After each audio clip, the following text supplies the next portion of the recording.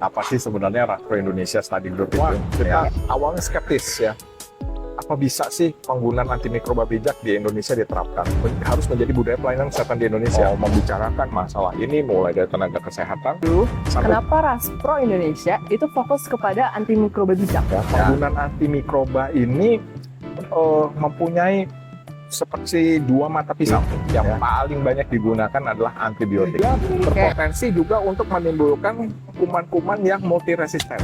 Nah, mau kita obatin pakai apa? Ini akan menjadi suatu permasalahan kesehatan yang global, bukan hanya sekedar jargon-jargon. Biar sadar ya. Jangan fatal ya dilakukan oleh World Health Organization. Pemerintah kita juga sudah punya sebenarnya data-data pola kuman.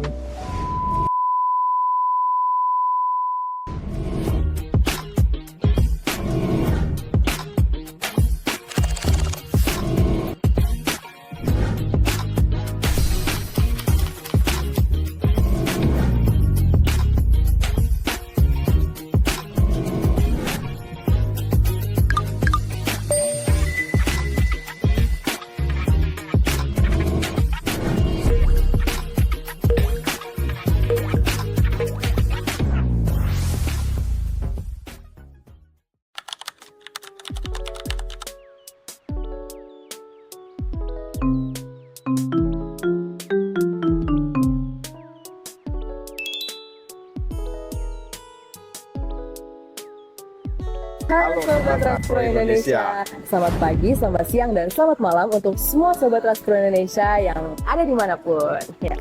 Terima kasih telah klik video ini, dan sudah seperti judulnya, kita hari ini akan membahas tentang apa itu Rastro Study Group Indonesia. Ya, baik, terima kasih Chloe. Jadi ini memang mungkin bagi banyak masyarakat ya bertanya, apa sih sebenarnya Rastro Indonesia Study Group itu? Ya. Dari Rastro Indonesia Study Group ini sebenarnya kumpulan-kumpulan ya dari para tenaga kesehatan Indonesia yang peduli terhadap penggunaan antimikroba bijak di Indonesia. Ya, jadi ini dulu kita merintis sama-sama para tenaga kesehatan ini bahwa kita awalnya skeptis ya.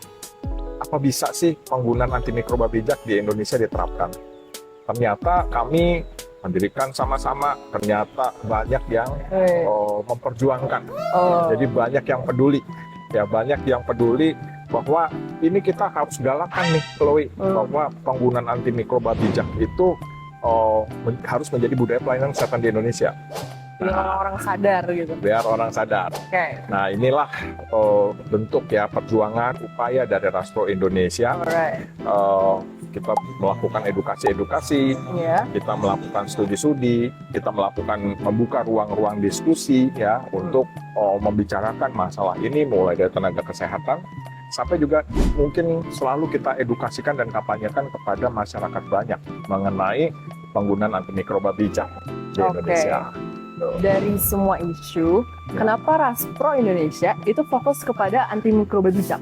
Ya, karena begini ya, Chloe, karena kami memandang ya penggunaan antimikroba ini mempunyai seperti dua mata pisau.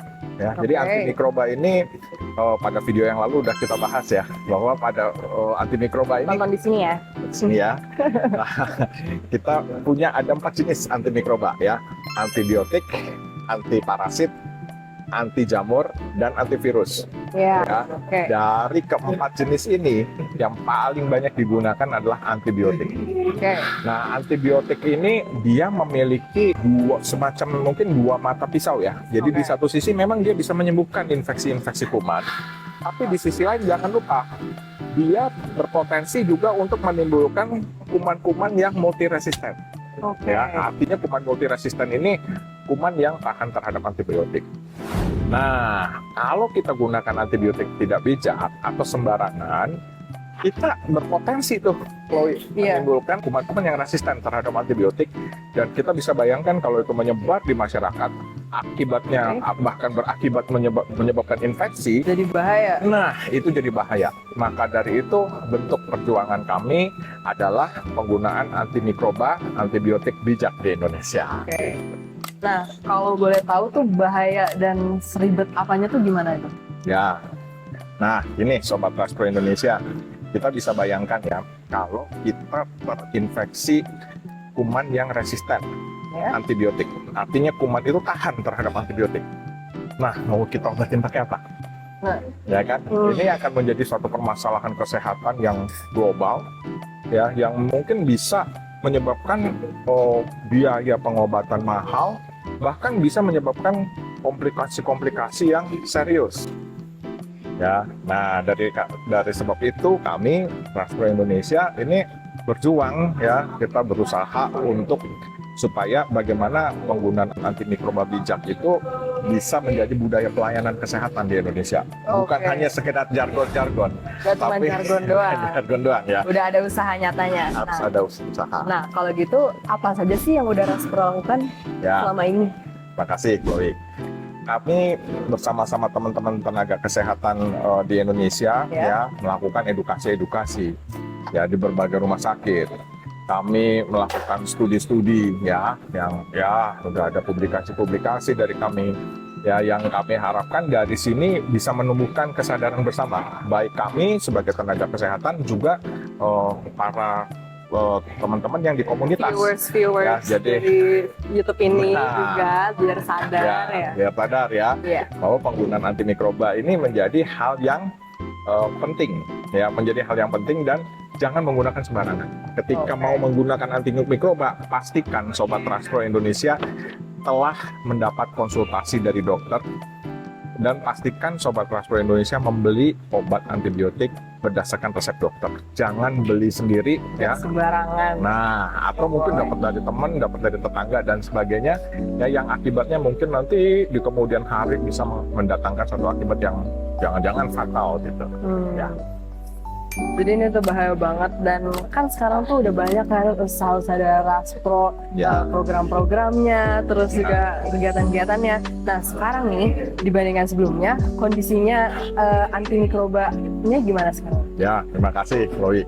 Ya, sebenarnya kalau kita lihat ya, seiring dengan kemajuan zaman, kemudian kampanye-kampanye juga yang secara global ya dilakukan oleh World Health Organization, ya, organisasi kesehatan dunia, sebenarnya penggunaan antimikroba bijak baik di seluruh dunia maupun di Indonesia itu sudah banyak kemajuan. Kalau yang dari kami lihat ya, artinya sudah ada, pemerintah kita juga sudah menekankan berbagai macam kampanye-kampanye, bahkan regulasi-regulasi ya, aturan-aturan yang meminta agar institusi-institusi kesehatan memonitoring penggunaan antimikrobanya.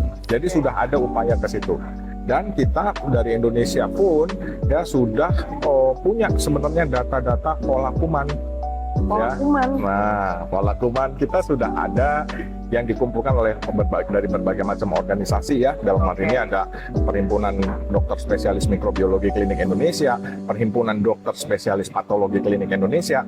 Mereka dengan tekun teman-teman kita, sejauh kita mengumpulkan survei-survei kondisi kuman yang ada di Indonesia. Nah, jadi ini merupakan satu data yang penting sekali, terutama bagi kami nih nakes di Indonesia ya. Nah, jadi sebenarnya udah banyak kemajuan-kemajuan, tetapi tetap jangan berhenti sampai di situ. Tetap kita harus membangun kesadaran penggunaan antimikroba bijak. Ya, kalau misalnya udah bukan dari kita, dari siapa lagi? Ya, betul. Nah, last but not least, biar kita bisa tambah sadar, kita minta tips-tips dari dokternya dulu ya.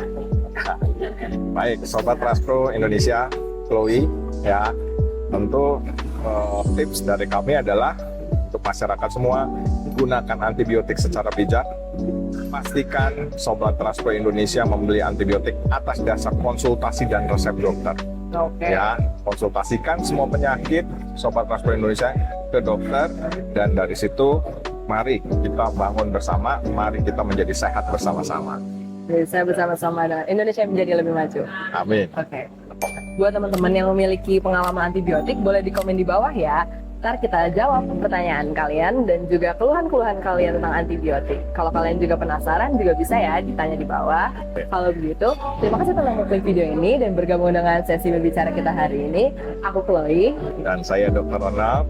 Maju terus untuk Indonesia yang lebih sehat dan sejahtera. Bye-bye.